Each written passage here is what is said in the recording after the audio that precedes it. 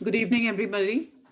I have sort of made a calendar of events from November 2019 to November 2020.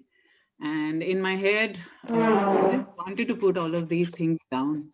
So I'm going to quickly read them out to you all. The CAA, the NRC, Shaheen Bagh, hate speeches, police atrocity against students in JNU, Jamia, Aligarh University, shootings at Jamia, Delhi riots, pandemic, national lockdown, raging forest fires, super cyclones, landslides, locust swarms, earthquakes, floods, rising death toll, lockdown mantras like go corona go, us ringing bells, lighting diyas, clapping our hands, the migrants walking home, sprayed with insecticide,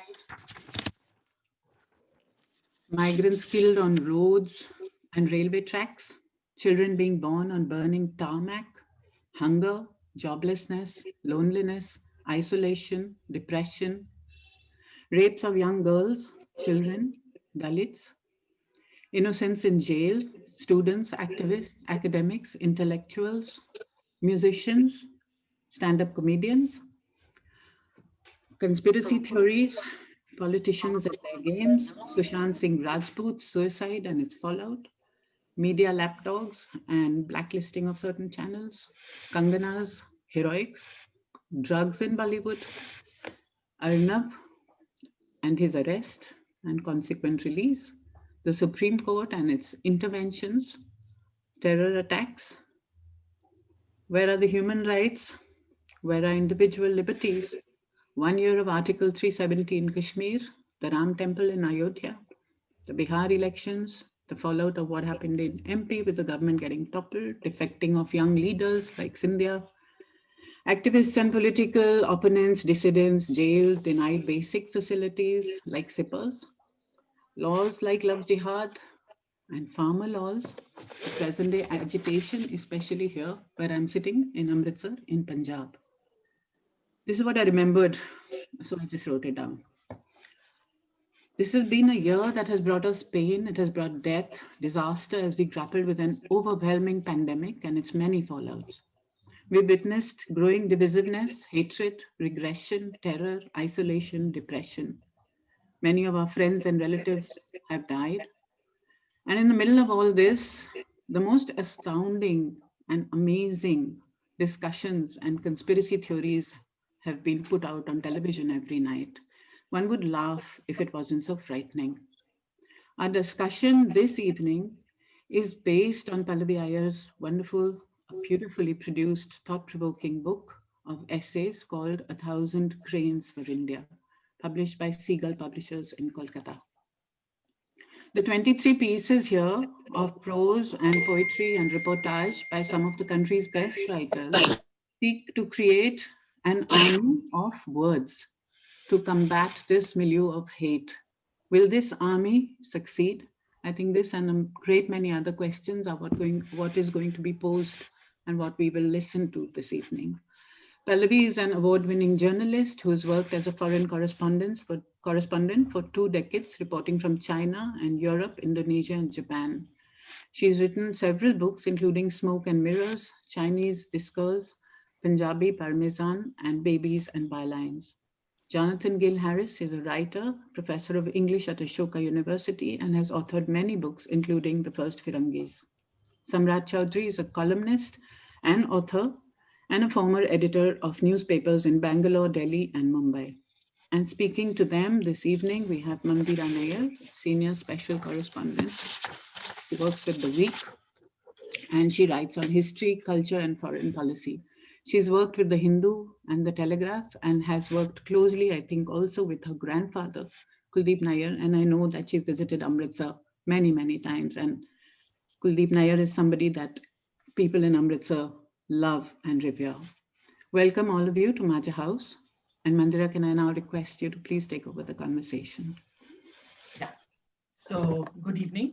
And after listening to Preeti's long list of events, of ideas, of essentially of everything. Um, you know, I mean, I think the book really becomes much more important. And this is really one of the most wonderfully produced anthologies I've read for a very, very long time. It is both heartbreaking as well as affirming, life affirming. And I wanted to really talk to Pallavi, who put this together, as Preeti says, an army of words, really, to in essentially what inspired her to do this, to put together this army to sort of combat hate. And I was hoping Pallavi would let us into why she really would put this anthology, which is so beautifully and lovingly put together. Thank you very much, Mandira. Thank you, Preeti. Thank you, Majha House and Seagull. Yeah, I mean, like you mentioned yourself, the list that Preeti began this discussion with is rather somber, and it kind of evokes almost a sense of despair. And the origins of this book also lie in a moment in which I felt personally a similar sense of despair. And I will get to that in a second.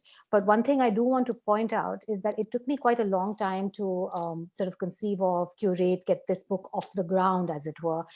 It's been about 2.5 years in the making. I first conceived of it in April 2018 around a particular incident that I'll come to. But the reason I'm bringing this up is because when I announced that the book had finally been published about a month ago, I was flooded with comments about how timely it was. And I remember thinking this was incredibly depressing because, it's been 2.5 years. And if anything, it has become more timely and more relevant and more important, I think, today than it was at that time. And if there was ever a book I'd ever written that I had wished would have become less timely with the passage of time, it would have been this. So the story of the book actually began in the Japanese town of Hiroshima. And I was visiting the city with my two boys and my husband one day in April, when I woke up in the morning and I looked at my mobile phone, and I woke up to this absolutely heartbreaking story about a young girl, an 8-year-old girl, Asifa Banu, who had been raped, who had been confined in a temple in Kashmir, had been gang raped and eventually murdered. And I remember as I was reading that story, just feeling very emptied and very emptied of hope, feeling very emptied of faith, and in some ways, worst for me, being a writer, emptied of words. And I had, by this time, got quite accustomed to reading of brutalities. I mean, in many ways, to be Indian was to kind of just inhale brutalities on a daily basis. And usually one felt a kind of passing sense of outrage. But there was almost a comfort because you knew it was passing. It was ephemeral. It would pass, and then the next day you'd get over it. But there was something about the story of Asifa Banu and this idea, because perhaps it was because I was a mother, I had a child of a very similar age, and just this idea of her being sedated, violated, bludgeoned in this absolutely brutal way. I kept thinking about, her sparkling eyes, about the fact that she'd been wearing a purple dress on the day that she was taken, the fact that she had followed, she had been out grazing her livestock, and somebody had beckoned towards her, and she had followed because she was a child, and children tend to trust and to obey adults. And the fact that she was then force-fed drugs and dragged to a nearby temple, locked up. I mean, just the whole, the horrendousness of it, for some reason, hurt me in a way that was different. And I think partly I also just felt extremely guilty. And I felt extremely contaminated and very complicit in this, to the extent that it was difficult for me to really talk about it with my family. I mean, my children were, of course, very young. I couldn't, I mean, the idea that, they are half Indian, and telling them that this had happened in India was something that was extremely difficult for me to broach. I couldn't find that I could find the words to talk about it with my husband either. And so I was quiet and sort of, I just had this story in my mind as we visited the Peace Park Memorial in Hiroshima later that morning. And the Peace Park Memorial was a museum that was dedicated to the victims of the 1945 nuclear bombing. I tried to sort of read about it in some ways to distract myself from Asifa, which was not very pleasant reading either, to discover that between 60,000 and 80,000 people had died in Hiroshima on the day of the bombing, and that the heat generated by that bomb had been so intense that many people had simply evaporated. They had vanished. Again, being at the memorial was quite a devastating experience. We spent the morning looking at different exhibits, which were very full of pathos. There was one called School Trousers, which was just a single pair of tattered school trousers that had belonged to one of the children who had been in a school courtyard at the time of the bombing and had been eviscerated. And we stood in front of a piece called White Rain Stained in Black Rain, White Wall Stained with Black Rain. And I discovered that black rain was this kind of radioactive dust and soot mixed with water vapor that had fallen on Hiroshima for hours after the bombing. And then, as we were walking through all of these exhibits, I came across two very simple, very childlike paper cranes, origami paper cranes. And there was something very gentle about them, very beautiful about them, but also viscerally powerful, almost as powerful as any of the other artifacts. And it seemed to me that somehow they acknowledged the horror of what had happened in Hiroshima, but they also refused the ugliness.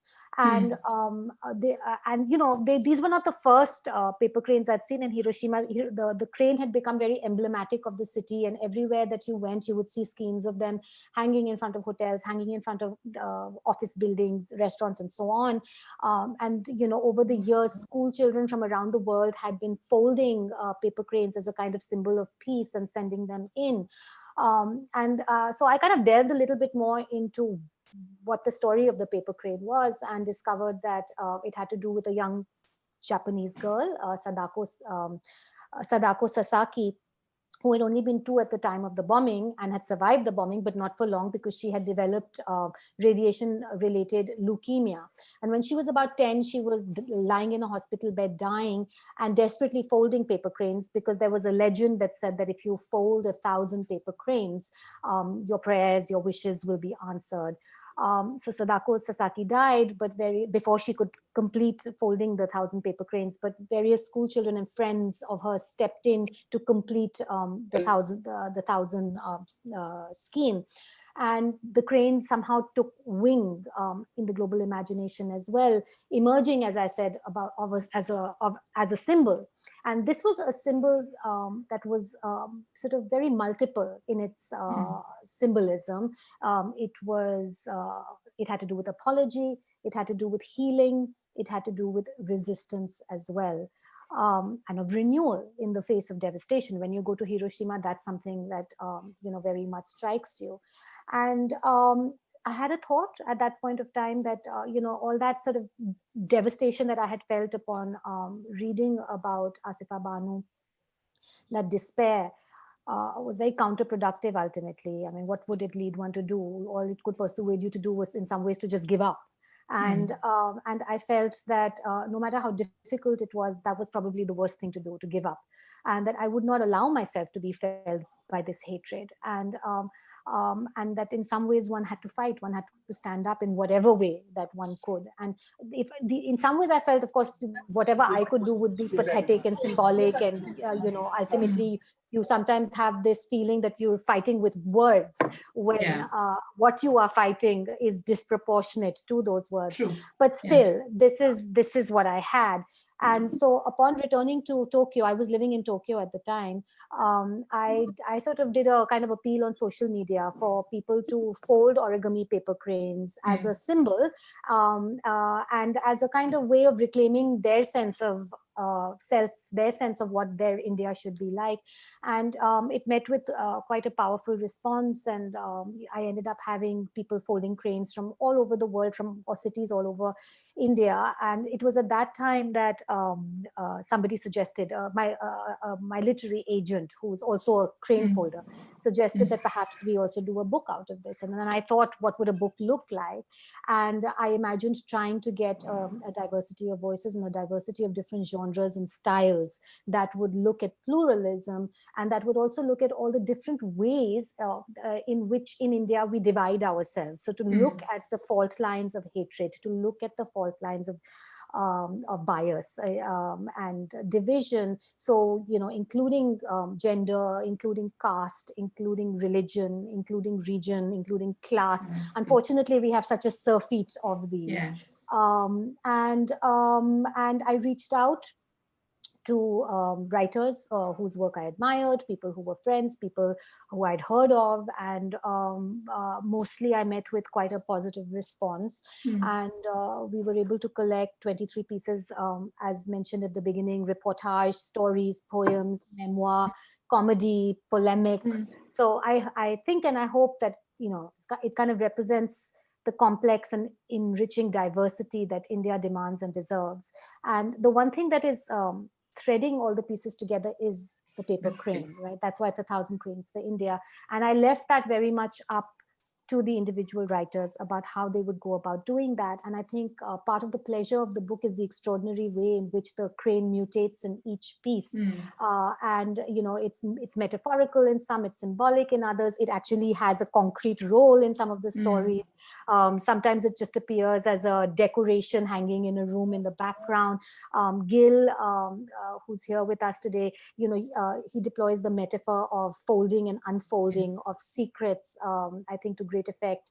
I think Samrat, who is here with us as well today, is actually the only other writer that writes about Japan and the city of Hiroshima, which I think is wonderful. I think most of the pieces were written in English. I did try to make an effort to reach out to people writing in other languages. And so we have contributions from poets who write in Bengali, in Odia, and in Kashmiri. All I can say is that I'm very pleased at the end with this attempt. And what I really hope for it is that we can have many such conversations and try to develop a greater understanding of what is happening in the country, why it is happening, and what we can do best about it. So I wanted to actually bring in, you talked about Gill's piece, which I thought was wonderful, and folding in and folding out of secrets. And I really wanted to talk to him about, I wanted to get him in to talk about the piece itself, because he has a really wonderful story to tell about his mother and her being a survivor of the Holocaust and her folding in secrets. And I wanted him to tie it up with what you mentioned, and I wanted to talk about that much more later, is essentially the idea of, I think you said, the idea of being besieged, really, about being wordless in a way.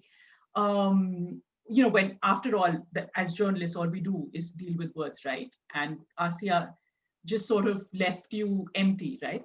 And I think in his piece at the end, he talks about, and he draws a parallel between what his mother went through and the country he's chosen to live in now.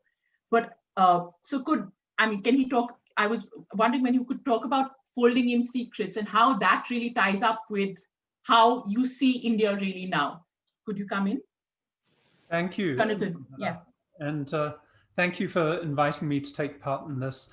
It's wonderful to do this because COVID has just exacerbated so many of these problems because we're so cut off and lonely and incapable of occupying anything like a public sphere in which our voices are collectively heard. So this is a way of sort of stepping across the thresholds that that COVID has turned into walls. what I was really interested in, I mean, it's very easy for me to draw parallels between what was happening in Nazi Germany and in Poland after it was invaded in 1939. That's where my mother was born. Yeah. To draw parallels between those places, their historical moments, and where we are now. It's almost too easy. But I think what intrigued me in particular was the question of why people look away. When you are confronted with absolutely incontrovertible evidence of horrors of an order that no rational and decent society that believes in justice should countenance. Yeah. Perfectly liberal and reasonable and educated people I know keep turning away. In fact, I've heard many more people over the last 6 months talking about the outrages of the Trump administration or the outrages of Ria Chakraborty than they've been talking about what's been happening in Kashmir, what's been happening to migrant workers, what's been happening to victims of caste, etc. And so I was trying to understand a little bit more the psychology of unseeing, of unknowing what we see and we know. And part of this was an opportunity for me also to try and understand and make peace with something about my mother that has always deeply troubled me, and is perhaps one of the reasons why I live in India and not you say so. So my mother was a survivor of the Holocaust. She was also a lifelong member of the Communist Party. She was someone who believed deeply in social justice. I think I derive many of my most dearly held political convictions, my ethical convictions, from her. But I'd always been troubled by her stance on Israel, where of course she had lived after the war. And I understand her deep affective connection to Israel, to the idea of a homeland for people who had survived an extraordinary atrocity. But what I could never understand was how she and so many other Jews could look away from what was happening just miles away from them, in the West Bank, in the occupied territories, in Gaza. How is it that someone who has experienced majoritarian violence firsthand as one of its targets become complicit with machinery that then repeats that majoritarian violence against someone else? When I was growing up, one of the most important pieces in our family home was a Chinese tea chest. It was striking because my parents didn't have much furniture. My mother had very much a sort of refugee's attitude to things, which is you don't buy things, you don't indulge in things, you run away with the little you have, and you hoard it. And that tea chest contained all the secrets from her pre-war past. We were never allowed to open it because it was too traumatic for her to sift through what she had somehow managed to preserve from before the war. So on the one hand, we weren't allowed to know her secrets. On the other hand, the container for those secrets was absolutely prominent in our house, and we lived with it every day. So it was there as a constant reminder of the trauma she'd been through that nonetheless couldn't be held up to scrutiny. Now, when I moved to India about 10 years ago, even before that, when I first came to India about 20 years ago, I felt much more at home here than I ever thought I would be. It was partly because I grew up in a multilingual household where people were shouting in several different languages at once. And when I stepped outside of the house, people would speak just in English. But here in India, I felt like I was witnessing something of an extension of what I was used to, the kind of polyglot mess that was our living situation at home, where people would start a thought in Hindi and then move to English and finish it in a third language. That was very familiar to me. I think what was also very comforting for me was a kind of working agreement to commit at least to a principle of pluralism. But I was also aware that that commitment masked a great deal of history of violence, including majoritarian violence. I was very aware, in particular living in Delhi, of the extent to which partition, even though when I first came here, it wasn't talked about a great deal, it seemed to haunt virtually every encounter I had in Delhi. And again, for me, that was familiar because the partition of Palestine in 1948 was arguably the second key traumatic moment in my mother's life. Up until that point, she'd come to Palestine in 1946. She'd gone to a school where her schoolmates were both Jews and Palestinians. Suddenly in 1948, there was a new border that put some of her friends in another, not even a country, because it wasn't a country, it was simply at the other side of a border. And so her memory had been partitioned. When you spoke to her about anything before 1948, she would speak about her wonderful comrades with names like, Fatima and Hamna. You speak to her about anything after 1948, she'd speak about the Palestinians who are trying to drive us into the sea, who are sort of the Nazis reborn in her strange narration. So there was a lot about India that I felt was comfortably familiar, also uncomfortably familiar. I don't think what I counted on was the extent to which, having come here and started my own personal journey of working through some of my mother's trauma, I'd find myself transported as if in a time capsule back to 1934 in Germany and 1939 in Poland, and finds that the real problem was not the people in power so much as the quiet majority who wouldn't say anything, who wouldn't speak up, who would look away, just like my mother had. And this is what I'm still trying to struggle through, how people who have such a keen experience of trauma, people who are either the direct victims of violence during partition or their children who have grown up with this trauma, can nonetheless be party to more majoritarian violence. It's something that I haven't worked out, but it's a psychology. I've always felt that psychoanalysis is wasted on individuals. I think nations require psychoanalysis. I think India needs to go on the psychoanalytic couch for a very, very long time. And I'll just leave it at that for now. So I agree. I mean, I think, and who better than you, whose mother has a Freud connection, right, to suggest this.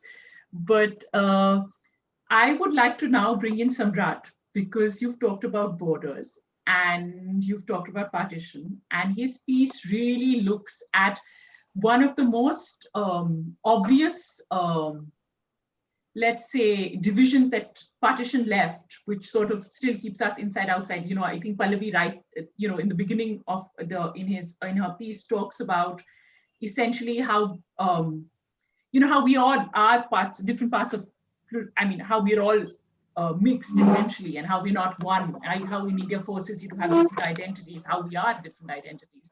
And I think Samrat in that way in his piece talks about being Bengali, living in the Northeast. He also talks about his grandparents and of leaving partition. And of course, he also works on a partition archive in the Northeast.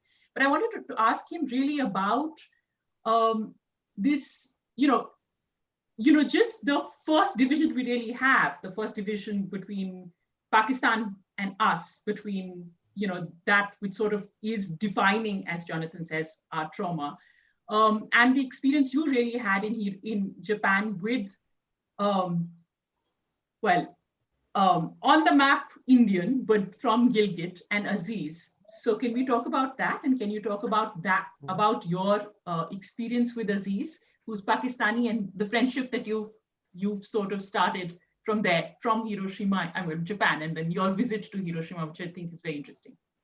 Sure. Thanks, Mandira, and thanks, Majha House and Seagull and Pallavi, who asked me to write this. We also met in Japan quite by chance, and basically I was there for a fellowship, and I was there. It was a fellowship at the International House of Japan in Tokyo, and there were 8 of us from 8 different Asian countries. And I was there as the fellow from India, and Aziz was there from Pakistan. And I hope, in fact, that he's watching this. So if he is, could he just raise his hand if he is on there? I think it is. I can see. Okay, we'll come to that later. Yeah, because you know, one of the joys of technology is that apart from its many sorrows, one of the joys of technology is that we may be divided by borders and armies and all sorts of things, but people can still participate in the ordinary interactions of human life, even when it is not possible to do so physically. And so yeah, so I met Aziz in Tokyo, and we ended up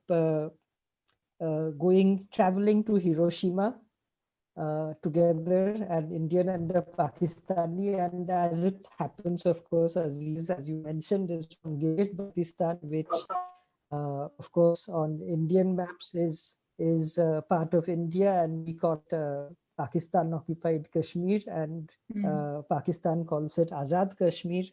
And so it was, of course, a very sort of an interesting place, a place heavy with sorrow and meaning, Hiroshima. And also, I think we were both probably aware of the loaded significance of you know, of a man from Gilgit Baltistan and a man from India sort of taking selfie with the dome Genbaku, that famous atom bomb dome in the background. And the thing is that what at least is my experience is that whenever Indians and Pakistanis meet outside India or outside the subcontinent, automatically they become friends, because basically we just have so much in common. I mean, there's language, there's culture, there's food, there's music, so much, cinema, cricket, and you know, the list could go on. And it's basically when we meet as people, as human beings, that the hollowness, to some extent, I suppose, of our clashing national imaginations perhaps becomes apparent even to those who don't think so much about these things. Because when you meet a person, it is as a human being meeting another human being. And so this is, I think, something that you know, it becomes important for me. And it's also about stereotypes, because I think the national imaginations which sort of put people into clashing with each other are based on stereotype. There is a stereotypical Indian of some sort probably, and a stereotypical Pakistani of some sort.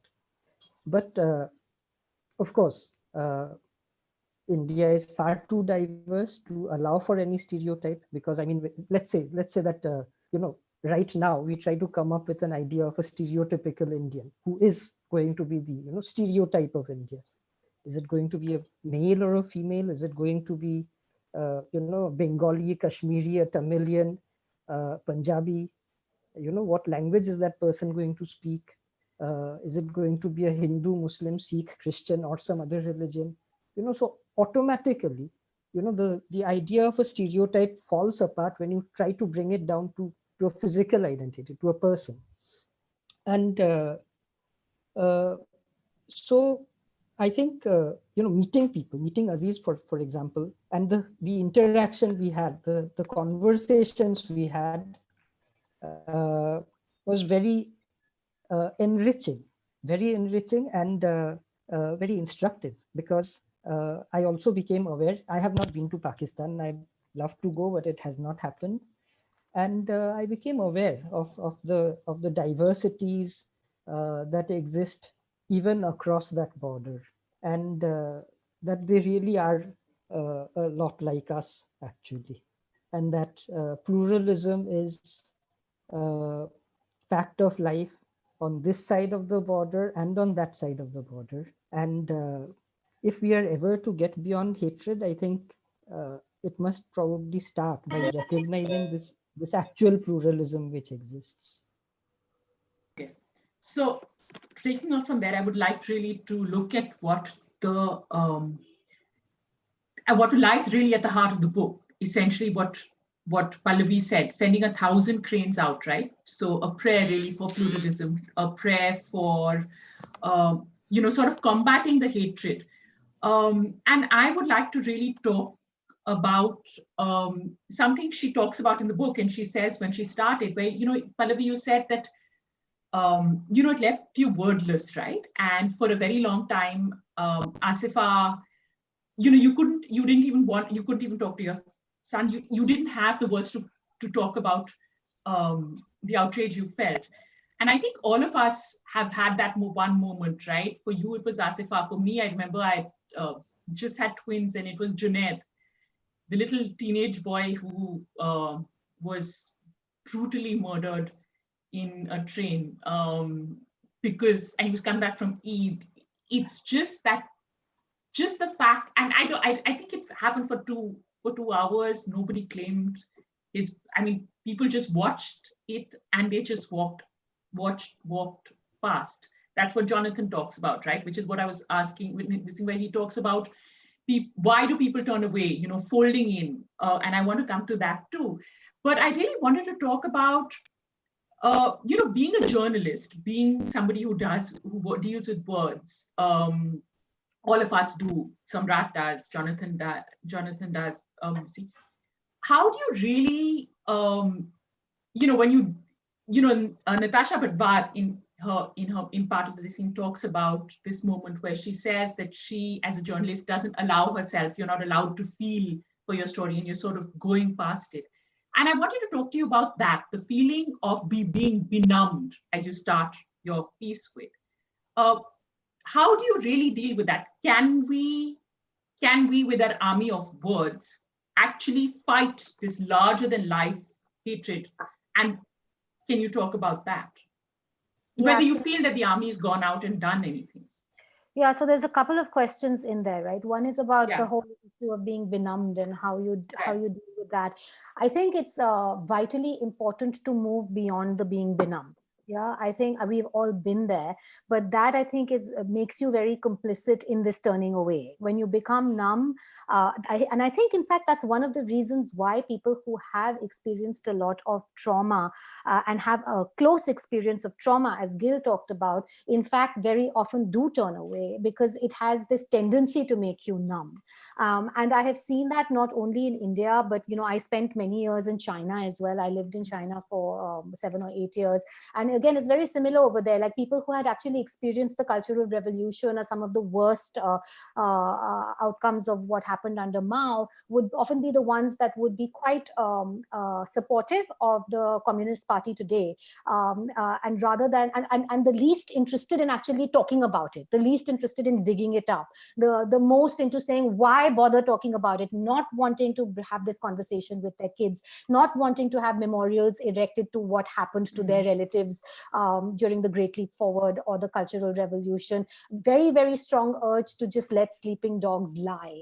I now live in Spain. Again, very similar situation. People do not want to talk about what happened under Franco. They do not want the mass graves to be dug up. There's this sense that let's move on, because there's a desperation for any kind of normality or something that could just allow you to pretend that things are all right. So I think that very close experience of trauma that a lot of our cultures have had is in fact one of the reasons why people end up turning away. So rather than it making you more likely to address it, I think it makes you less likely to address it.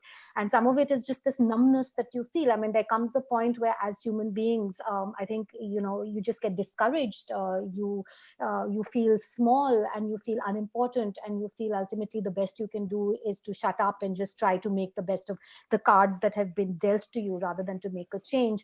But of course, as we know, that the more one does that, and the more likely nothing is to change. So I think the dealing with benumbed is you have to essentially realize that, very simple, as Gandhi said, you have to be the change you want to see in the world, and there's no way around that. And we all have different ways in which we can do it. Not everybody is a writer, not everybody works in policy, but everybody has some way in which they can contribute. It can be as simple as just having a conversation with somebody, as reaching out to your neighbor.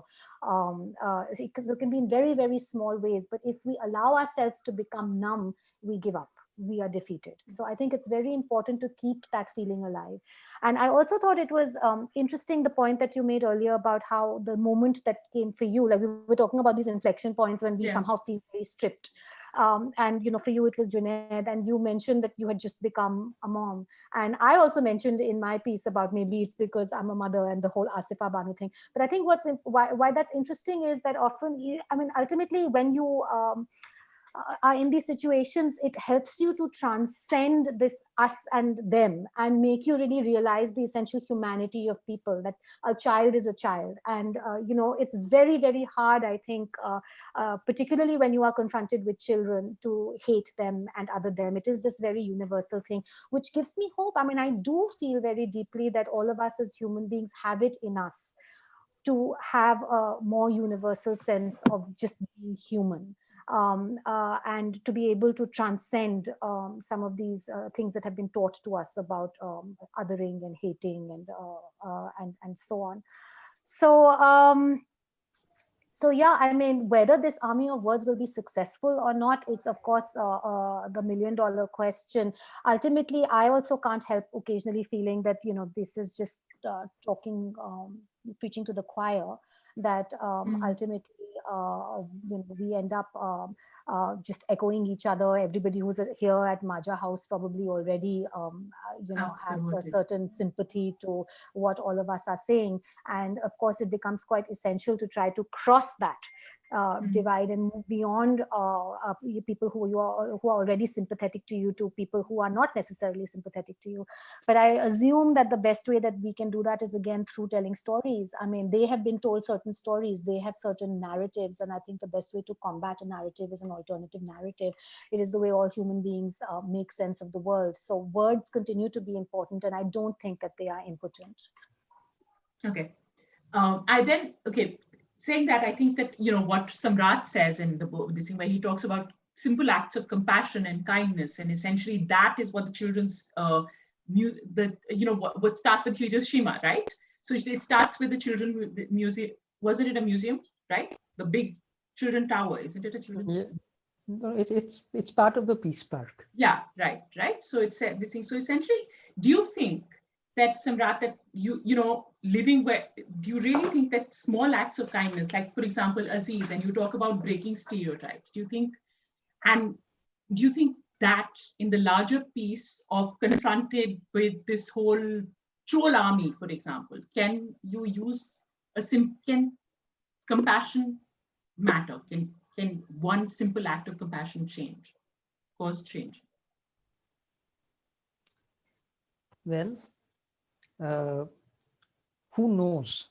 I mean, that's I guess a difficult question, but I guess it's based on sort of two different kinds of views of what people are about. And one is that we are essentially brutes, and that the state must exist as the biggest brute of all, and beat us all into submission so that we are all sort of somehow kept in line, somehow obedient. But and so so this brutishness exists in us and is natural to us. and hence naturally there is of course a a banality to this brutishness which may extend into evil. But I think there is also the counter view, which is equally true, that there is in each of us a capacity for compassion and for love and for the simple graces of human living. And I think that is probably present in most people. And you'd have to look for an arch Bollywood villain or an arch movie villain to find somebody who's sort of a representation of pure evil. Because actually, I suppose that even people who are extremists, they may be religious extremists or other kinds of extremists. As a journalist, it has been my lot to meet all kinds of people, and especially because I've done some of my work in Northeast India, I've met people who are well, officially extremists, and they're just ordinary people. And so that tells me that that the capacity for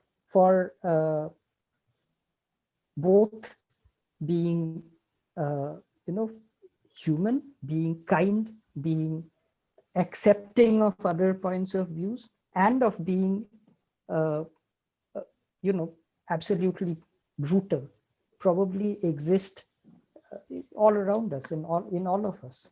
It's just there everywhere. And therefore that it is probably possible to evoke one or the other side of the personality. Okay. No, Mandira, a quick comment, if I may. Yeah. No, but I mean, to me, that seems to be very on point, but again, confounding what Samrat just said, because if everybody is capable of brutality and everybody is capable of compassion, I suppose what we really need to try to figure out is what is it that triggers that brutality in people, and what is it that triggers compassion in people. Compassion. Exactly. And I think that is, ultimately the question. Yeah. And I think in some ways, for example, in Hiroshima, when you talk about it, in some ways, even the putting together of the paper cranes is the act of a simple kindness to combat this larger than life. I did find that it triggered a feeling of compassion, but I think Gill wants to come in over here. He's raising his hand. Well, I think Pallavi's putting together this collection is a beautiful illustration of the fact that compassion is hard work.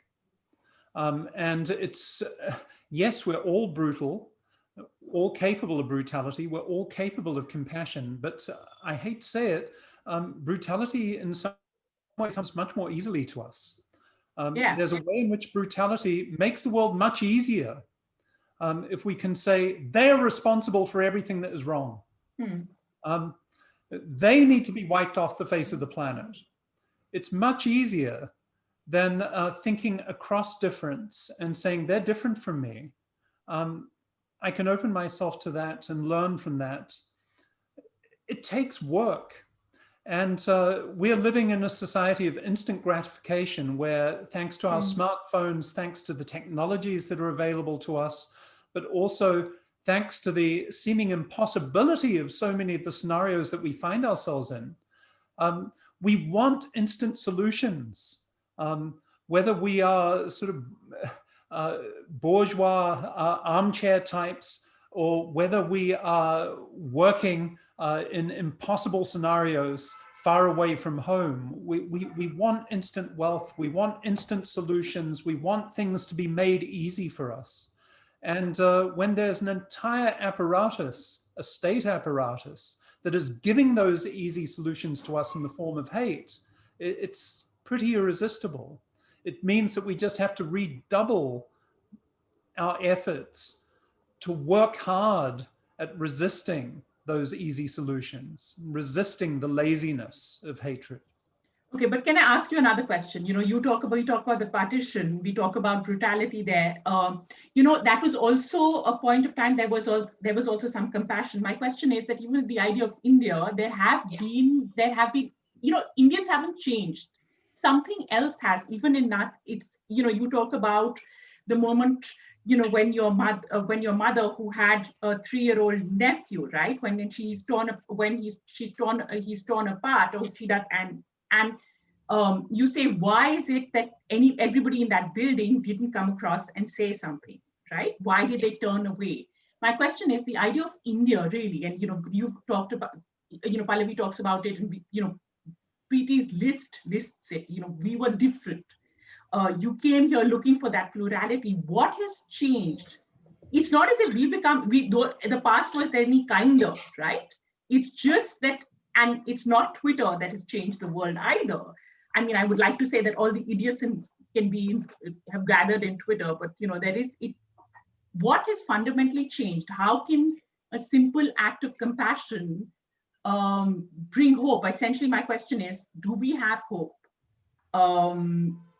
And can we, as an army, really trigger change? I've said this before. I like to quote Antonio Gramsci's dictum about pessimism of the intellect and optimism of the will. Intellectually, I'm very pessimistic about the situation we find ourselves in India and globally. I think writing a piece like this for Bali's collection, knowing that Bali was making the effort to produce something like this, and not just produce the final product, but produce a process where we were connecting with each other, thinking together about a whole variety of issues that we too often find ourselves complaining about in solitude or just with our best friends. That was the kind of optimism of the will that I needed. But I'll let other people answer that.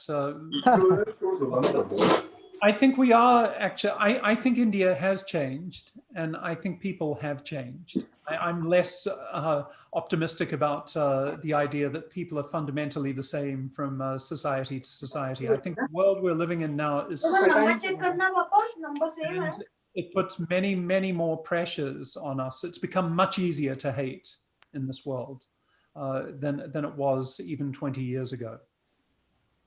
So I would at that point sort of disagree with Gill in that I don't think people have changed. I think narratives have changed, right? So I mean, and the narrative of the nation is kind of sets the parameters for how you end up then thinking about many things. And that narrative has shifted politically, but though the people were always still there. So, and I think it's becoming increasingly clear that those people must have always been there. The fact is just that because the narrative has shifted, certain kinds of storytelling or ideas about or identities or ideas of that identity come to the fore versus others. So I think that contest has always been there in India. What is India about? And it's been very much at the core of who we are, and we are still working through that process. And that's why I don't feel, I hope it's not all gloom and doom, because I think that, it's just a very long process. It's decolonization we all hoped would happen in 20 or 30 years, but obviously I don't think it's something that happens that quickly. And it's this kind of very long, deep working out. And we spent a lot of time also suppressing many things. We've discussed earlier about partition and how it was this kind of a birth trauma. The two countries were born out of this birth trauma, and it was something that we've hardly ever addressed. So I think until we can kind of really address all of those things, we're going to continue to have these contestations and these kind of bloody and it's like a pendulum perhaps shifting this way and that. But I still feel that ultimately we are a very capacious society, and we have a very long history of that capaciousness, of inclusion, of plurality. And I cannot believe that 8 years or 10 years can fundamentally change that. I do think that we are not resolved, that we have various strands. We have nastier ones and perhaps more benign ones, but this is what we are going through. We are not at the end. And that is why I strongly believe that, this idea of being numb or giving up or not having hope is a terrible one, because we can make a difference. We are making a difference. There are people out there who refuse that kind of very homogeneous, narrow idea of India every day. And we need to kind of make sure that those voices are as strong as all of the other voices, because as Gill earlier said, compassion takes work. Hatred takes work too. It's not that easy. And a lot of the people spreading hate work very hard at it. I feel that there are voices out there constantly putting out, spewing out venom, which takes effort and work. I often feel the compassionate ones kind of give up quite easily, because they all, that kind of hard work also needs to be met with hard work on the other side to combat it. And yeah, that's my 2 cents. Yeah, I agree in some ways. I think that you're right. We need to have louder voices. I'm not sure. In some ways, I agree with you about saying hatred takes word. I think outrage, as Gill said, is easy to whip up. And you talk about, I think also Indians live in compartments, as you said, Pallavi, in the beginning of it, this thing, where we can outrage on different time. On different things. We have this capacity, and this is what I really wanted to ask. That's right. We have this capacity of being to silo ourselves off. Yes, and also of being able to deal with different identities. So as you said, you can have an open drain in front of while you take your child to a piano class, and you have at not seeing. Yes, right. So you can have somebody banging on your door. You can be the most compassionate person and not give a biscuit, and still have a reasoning to say, it means that they're going to, we can live in these different things. So my question is then, if you're all in different compartments, and then how do you all feel for the same thing?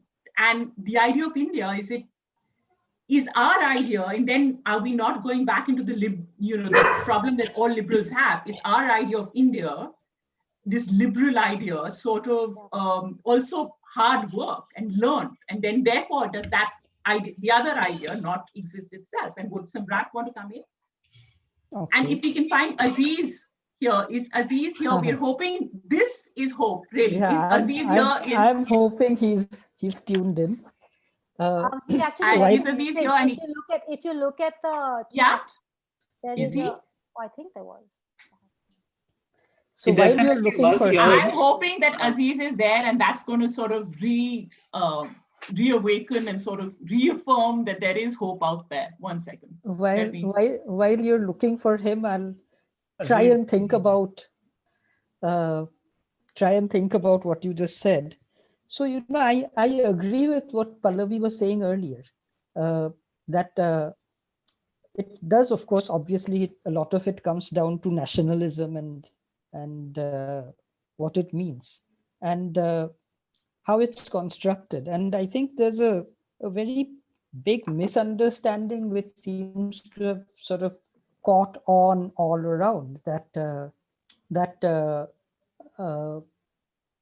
a nation has to be a certain way, and that it means it's the property, if you will, of one group of people, one kind of people. And this very, very one-dimensional understanding of what a nation is, I think, what people are trying to give effect to through politics at present.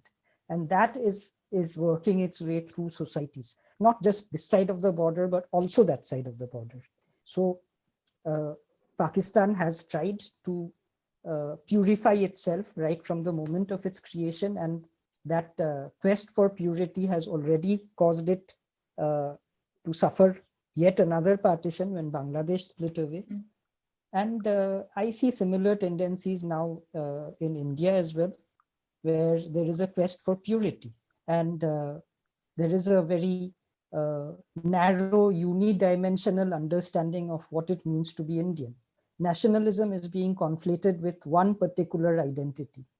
And that to me is dangerous. But then that is, again, it is something which the so-called populist politicians around the world are capitalizing on. And we've just gone through the spectacle of Donald Trump, trying to openly play on white racist politics, basically, in America. And it's just everywhere now. I mean, it would be a very long list of countries if one were to go through it. It's to me, it's a problem of what people understand, ordinary people understand when they speak about a nation. I think that it again comes back to communicating plurality in the idea of the nation itself. Mm. So I think we're running out of time, but I would really like Pallavi to read or sing her favorite piece or end with a poem. Mandira, I Yeah? just realized that the poet whose poem I was going to read out, Muhammad Muneem, who is a poet who writes in Kashmiri and also a singer, Yeah. he's logged on. If we could bring him in, it would actually be great. Yes, that would be wonderful. Can we do that? We can't still find Aziz. Aziz was there. Yes, I'm doing it. And I've just requested him to unmute himself. Oh, perfect. See, there's hope. Well, if he manages to unmute himself, then there's hope that technology works. I have already, requested him to unmute. Hello. Hi, Yes. everybody. Hi. Hi, Muneem. Hi. How are you? It's so good to see you. I've only sort of seen you at the end of a computer screen through email. So it's nice to actually put a face to the wonderful poetry. Oh, pleasure. Pallavi, thank you so much for, letting me and many of us being a part of this. Incredible. And I've been listening to all of you, and it's indeed magical and hopeful. And like they say, there's a light on the other side of the tunnel. Certainly an Muneem unmuted is mic. also a singer and a songwriter and has a band called Alif. And he's promised that he will set the poem he's written for our anthology to music, and we're going to have a song. Oh, perfect. Yes, that is correct. And I plan to put that as a piece, as a single in my next Siyah in Urdu means black. And I have this perception that आजकल की दुनिया में सिर्फ अंधेरा आजाद है, और जहां अंधेरा आजाद है वहीं रोशनी का जरिया है. So this is the perception that I have, and I look forward to bring that piece of work for the universe to absorb. Let's see.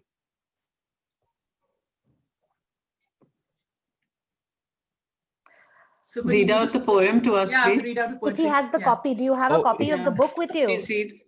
I have a copy, but it's in the mail. But he has a copy of his poem, I'm sure. I remember it. What I could do? Yeah. What if And if you could actually read it, you wrote it in explain Kashmiri, it, right? yeah, and explain it. So I'd love perhaps. to hear how it sounds as well. Okay, yeah, that would make sense. All right.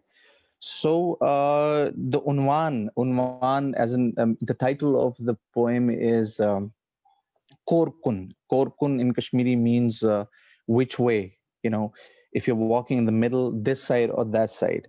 So the matla, which in a ghazal is the first sher or the first couplet of a ghazal, that Prutsna darmiyan skor kun.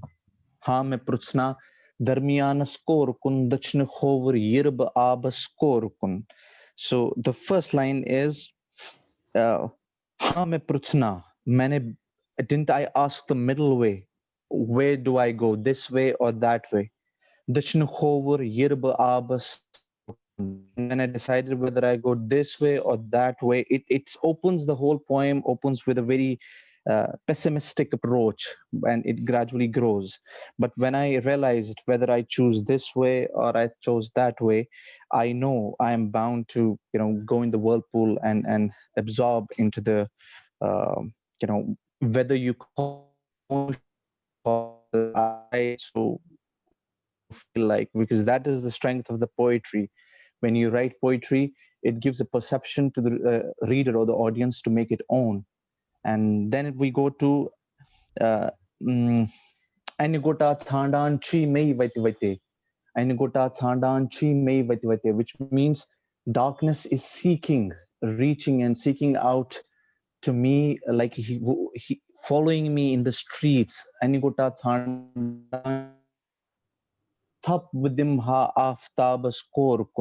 wish I could just grope the sunlight, but I don't know which way, this side of life or the other side of the life. And then it goes,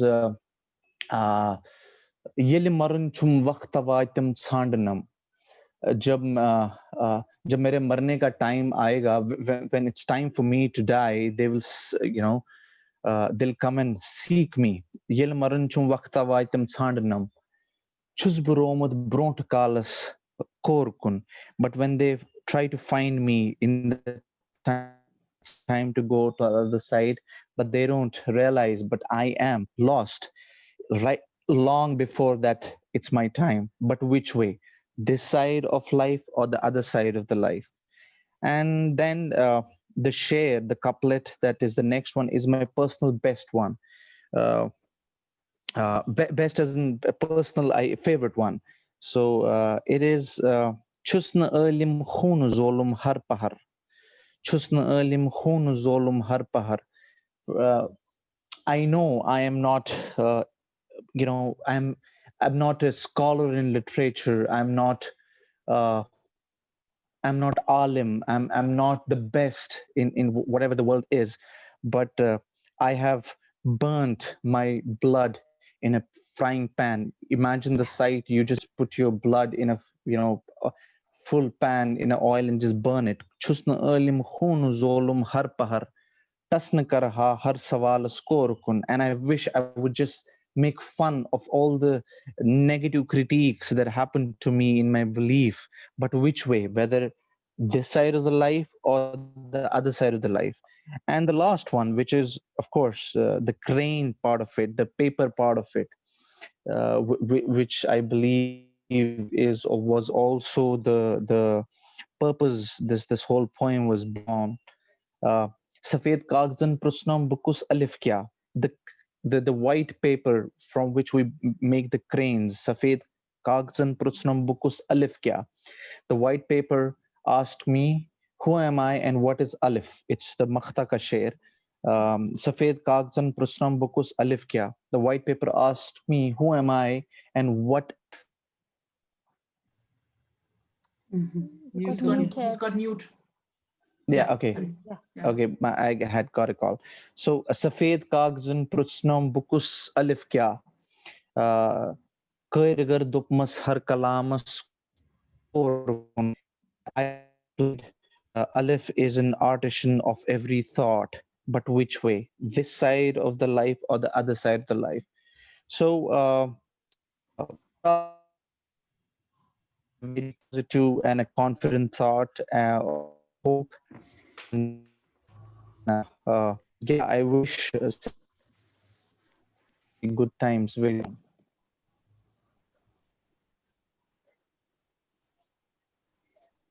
Hello. His bandwidth is really very poor, so that is why his connection is breaking. So I would request Pallavi to please continue, so that we are already 10 minutes over the 7. Oh, okay. Yeah. That was absolutely wonderful. And I'm so delighted that Muneem could join us and read his poem and explain it to me. And I could actually hear it in its original as well. When we had the sort of launch of this book, Gill was also part of that. And he actually chose Muneem's poem to read out. So it was very interesting having heard him read it out and then hearing Muneem read it out and also explain it a little bit more in detail. But yeah, I mean, Mandira, really over to you.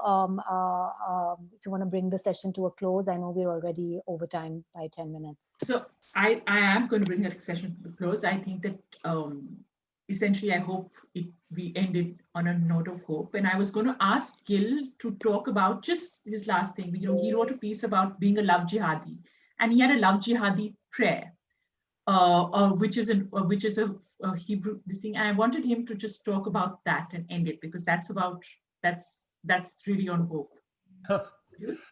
Well, from the Jewish pessimist. Yes.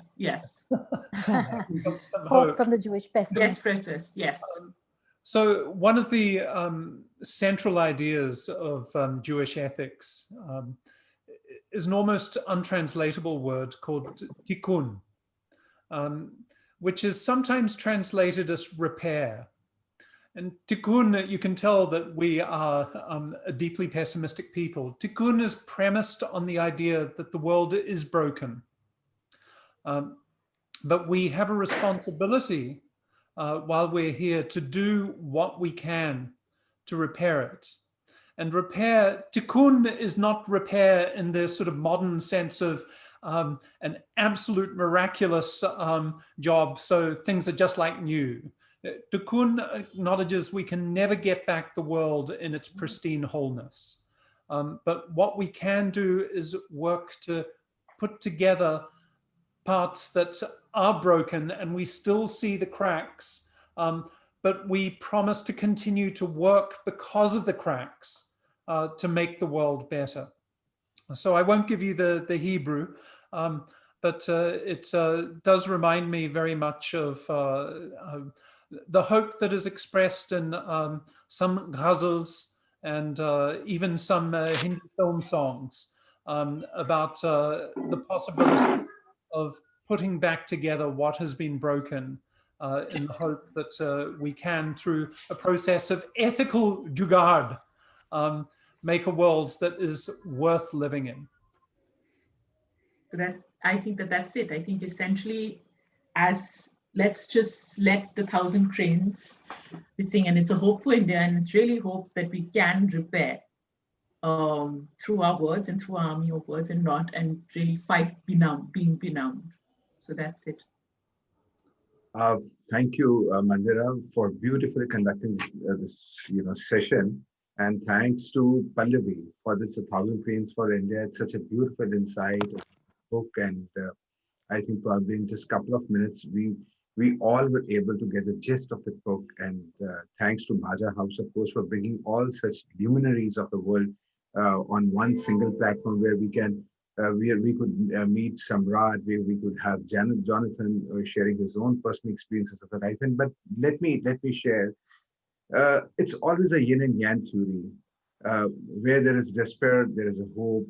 Where there is a pain, there is a happiness. And we must pray, and we must strive hard for the peace across the globe. And I think probably, as in the session, I think probably Pallavi asked that whether we can do something as an army. Yes, of course.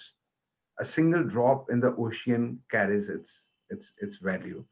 So thank you so very much for this beautiful session and deep insight over the book. And now, audience, let me share that we have two beautiful programs coming this week, and that's on Monday, that is the 30th of November. It's Baba Nanak, Guru Nanak's Jayanti.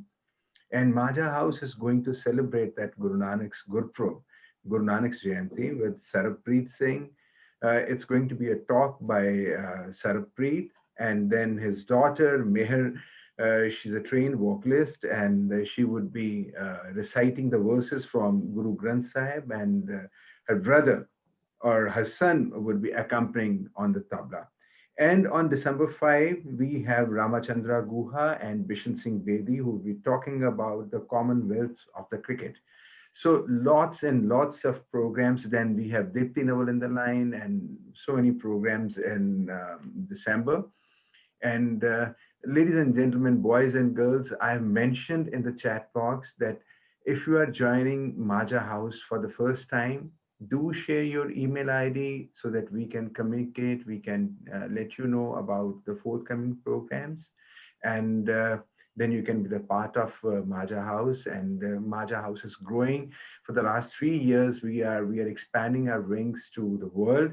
And even in this session, we have the people from across the globe, many from Pakistan, many from France, America, Australia, and of course from Dubai, and from India, of course, and whatnot.